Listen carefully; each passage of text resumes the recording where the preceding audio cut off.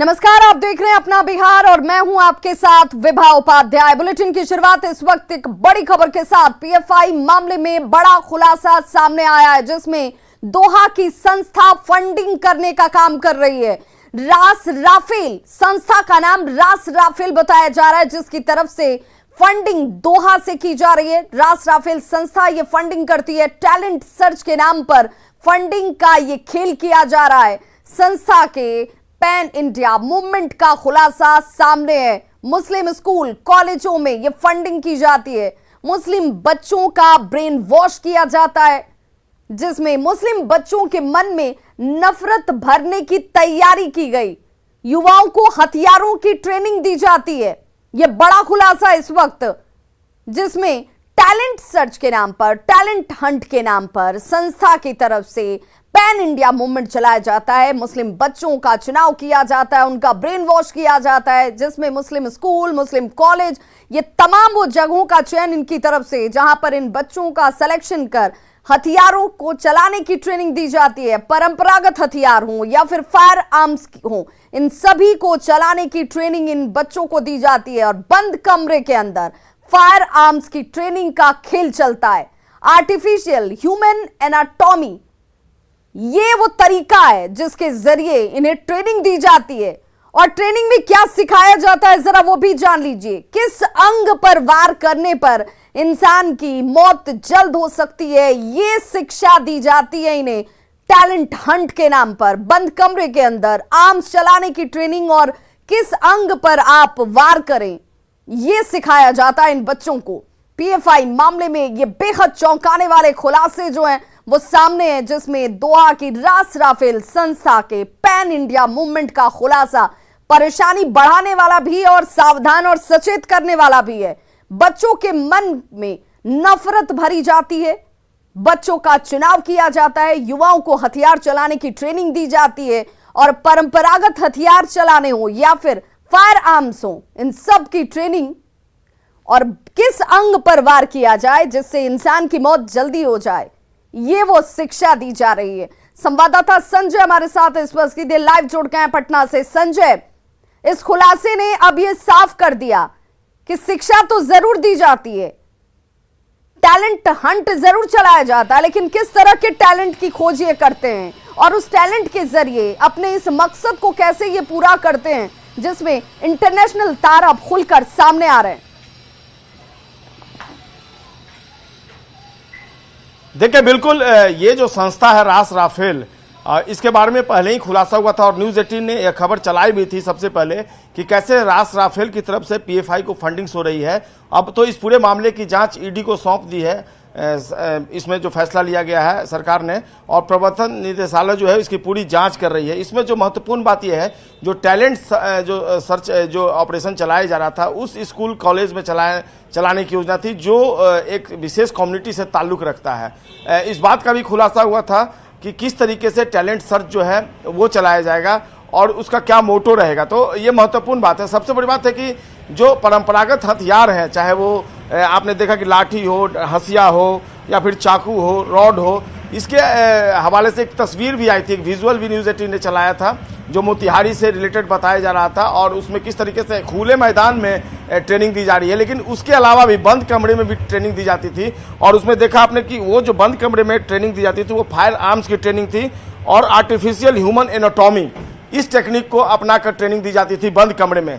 तो ये एक सूत्रों के हवाले से, पुलिस सूत्रों के हवाले से एक बड़ी खबर है और उन्होंने जानकारी दी कि किस तरीके से ये ट्रेनिंग दी जाती थी। जो रास राफेल संस्था है उसकी जो भूमिका रही है इस पूरे मामले में, उसमें जांच का दायरा निश्चित तौर पर जब इसमें ईडी की जब जांच आगे बढ़ेगी तो इस मामले में और कई सनसनीखेज खुलासे होंगे। लेकिन इतना तय है कि रास राफेल संस्था ने फंडिंग्स की थी और उसी आधार पर पीएफआई जो है वो लगातार बिहार और बिहार के बाहर गतिविधियां जो है वो संचालित कर रहा था। विभा, बिल्कुल संजय, सवाल तो ये भी उठेंगे कि सिर्फ क्या इस रास राफेल संस्था की तरफ से बिहार का ही इस्तेमाल हो रहा था, बिहार के ही ऐसे युवकों का चयन हो रहा था टैलेंट हंट के नाम पर, या दूसरे राज्यों में भी ये संस्था जो है ऐसे ही स्कूलों का, कॉलेजों का चयन करके वहां तक फंडिंग करने का काम कर रही है? देखिए विवाद, सबसे बड़ी बात है कि जो पीएफआई का ये मॉड्यूल है, ये तो बिहार में जब रेड हुआ तो ये पता चला कि बिहार में भी पीएफआई की जो एक्टिविटीज है वह एक्सट्रीम पर चली गई। लेकिन पीएफआई से जुड़े हुए दूसरे राज्यों में आपने देखा किस तरीके से लखनऊ में नूरुद्दीन जंगी की गिरफ्तारी हुई थी, जो पीएफआई के जो जुड़े हुए लोग थे उनको वो हेल्प पहुंचाता था। तो दूसरे राज्यों में भी जो पीएफआई के एक्टिविटीज थी जो चल रही थी, तमाम ऐसी जगहों को अब राडार पर लिया गया है और वहां भी जो सोर्सेज हैं वो बता रहे हैं कि केवल बिहार नहीं, पीएफआई की गतिविधियां जहां जहां थी वहां पर इसी तरीके से फंडिंग्स की जा रही थी। और यही कारण अब ईडी जब जांच करेगी तो इस पूरे मामले में अधिक से अधिक खुलासा हो सकेगा। और बिहार से मामला नहीं है, इस बात पूरे का देश में कई खुलासा ऐसे भी राज्य किया गया हैं है कि वो कौन से स्कूल हैं, वो कौन से कॉलेज हैं जिन तक इन लोगों की पहुंच हुई, वहां पर बच्चों को इस तरह की ट्रेनिंग दी गई, ये वो बच्चे कौन हैं और अब वो बच्चे क्या कर रहे हैं, उनके माइंड वॉश कैसे किए गए, क्या इसकी जानकारी आ रही है सामने? जी बिल्कुल, देखिए अरमान मलिक और अतहर परवेज, ये दो ऐसे नाम हैं जिन्होंने अपनी गिरफ्तारी के बाद जब उनको रिमांड पर लिया गया था तो उन्होंने सारी बातें जो है वो बताई हैं। और बिल्कुल एसआईटी की जो टीम है उसके पास इस बात के पुख्ता प्रमाण भी हैं, जो सोर्सेज बता रहे हैं कि कहां कहां पर किस तरीके से ब्रेन वॉश करके युवकों को, बच्चों को स्कूल से कॉलेज तक इसमें उनको टैलेंट सर्च के नाम पे सेलेक्ट किया गया और उनका ब्रेन वॉश किया गया था। तो इन तमाम चीजों पर आने वाले दिनों में जांच जारी रहेगी। और अब एनआईए ने पूरे मामले को आगे बढ़ती हुई कैसे दोहा से ये फंडिंग हो रही थी और इसलिए बार बार कहा जा रहा है कि इसके तार जो है इंटरनेशनल लेवल पर भी जुड़े हुए हैं। फंडिंग का ये पूरा खेल टैलेंट हंट के नाम पर किया जा रहा था। बहुत बहुत शुक्रिया संजय तमाम जानकारी के लिए। पीएफआई के ठिकानों पर छापेमारी इस वक्त ताबड़तोड़ तरीके से होती हुई फुलवारी शरीफ टेरर मॉड्यूल मामले में पीएफआई और एसटीपीआई के ठिकानों पर छापेमारी की जा रही है, दबिश दी जा रही है।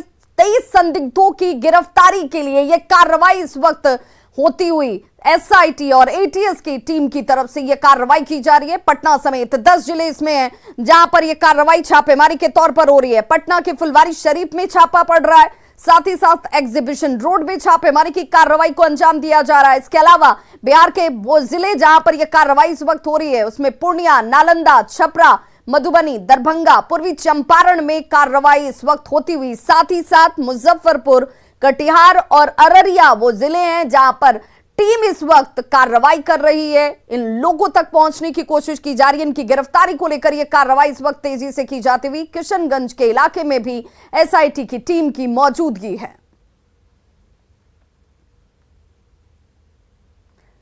वहीं बड़ी खबर पटना से आ रही है जहां दारोगा और सिपाही की पिटाई का मामला सामने आया है। युवक ने ट्रैफिक दारोगा को पीटा है, ये बड़ी खबर इस वक्त सामने आ रही है। दारोगा और सिपाही की पिटाई का यह मामला आ रहा है पटना से, जहां पर युवक की तरफ से ट्रैफिक दारोगा को पीट दिया गया।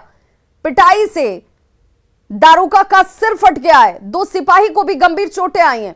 कोतवाली पुलिस ने हालांकि युवक को पकड़ लिया, अब इस युवक को गिरफ्तार कर लिया गया है। पूछताछ इस वक्त की जाती हुई इस युवक से विमेंस कॉलेज मोड़ के पास घटना को अंजाम दिया गया। और ये देखिए कैसे घायल पुलिस कर्मी यहां पर आपको नजर आ रहे होंगे जिनके ऊपर इस युवक ने ही हमला कर दिया। हालांकि अब ये युवक पुलिस की गिरफ्त में है। तो ये वो युवक है जिसे आप इस वक्त अपने टीवी स्क्रीन पर देख रहे हैं, जिसकी तरफ से दारोगा और सिपाही की ही पिटाई कर दी गई। हालांकि क्या वजह रही, क्यों इस तरह से इस युवक ने हरकत की, ये अब जांच का विषय जरूर है। पुलिस पूछताछ भी कर रही है। युवक ने ट्रैफिक पुलिस के ऊपर ही हमला कर दिया, 2 सिपाही को गंभीर चोटें आई हैं। देखिए सर फट गया है पुलिस कर्मियों का। कोतवाली पुलिस ने हालांकि युवक को पकड़ लिया है। बिहार में बेहतर शिक्षा को लेकर बड़े बड़े दावे किए जाते हैं, लेकिन शिक्षा की बदहाली की जो तस्वीर सामने आई वो इस व्यवस्था के दावों की पोल खोल रही है। यह तस्वीर आपके टीवी स्क्रीन पर देखिए, यह पटना के नेवरा की तस्वीर है। कहीं दूर दराज या देहात की तस्वीर आप नहीं देख रहे हैं, यह पटना की तस्वीर है जहां राम बहादुर सिंह यादव कॉलेज कन्हौली में मोबाइल टॉर्च की रोशनी में बच्चों के एग्जाम्स देने की तस्वीरें सामने आ गई। यहां पार्ट 1 का एग्जाम चल रहा था, लेकिन बिजली लाइन खराब थी, लिहाजा बच्चों का एग्जाम कैसे हो रहा है वो देखिए।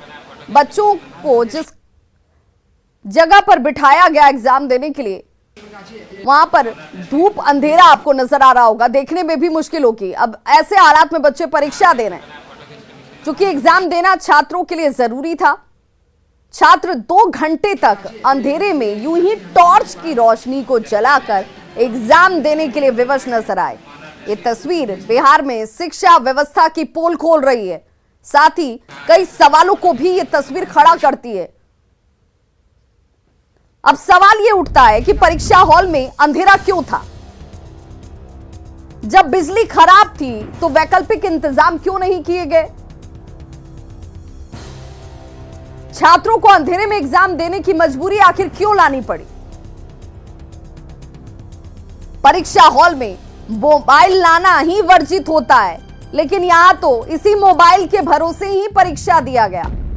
इतनी संख्या में मोबाइल फोन लेकर के यहां पर स्टूडेंट्स मौजूद हैं। अव्यवस्था के लिए आखिर जिम्मेदार कौन है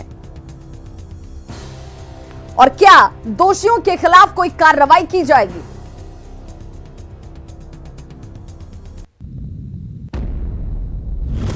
खबर मधेपुरा से